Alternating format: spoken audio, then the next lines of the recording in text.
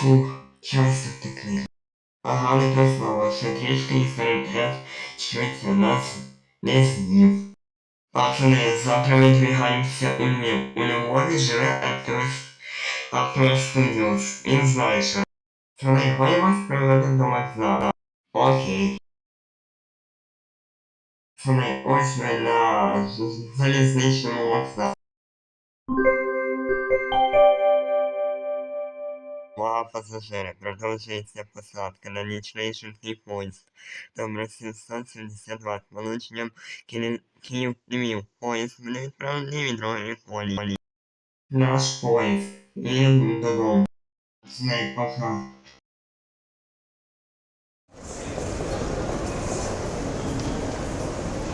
Ось ми їдемо додому. Скільки треба їхати до Києва? Ще 2 години і ми будемо в Києві.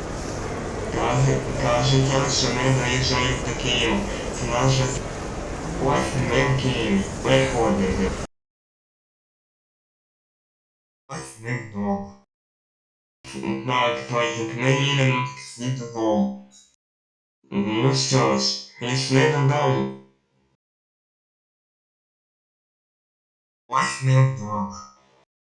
Точненько, я знаю, що у Львові живе Артема Студіус. Він знає, що робити. Завтра ми відвігаємося у Львів. Отже, ми йдемо спати. Завтра ми відвігаємося у Львів. Ось ми у Львові. Ждемо наш тролейбус. Який з пенсії живе Артема Студіус.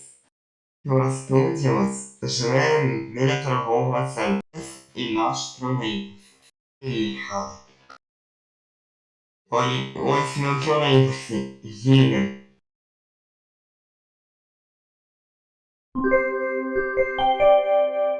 Зупинка торговий центр. Ось наша зупинка виходить. Так, треба зайнятися відео. Привіт. Що вам треба? Нас напав сильноголовий.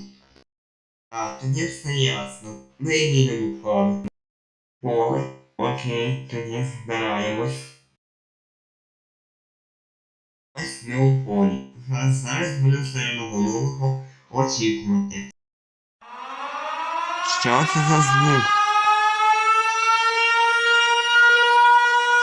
Думаю, що сильноголовий імітується по звукам.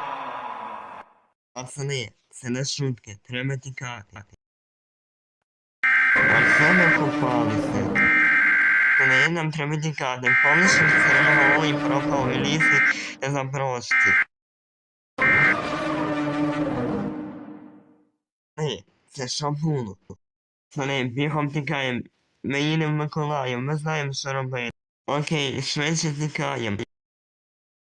Дорогі друзі, якщо вам сподобалось, підпишіться і поставте лайк.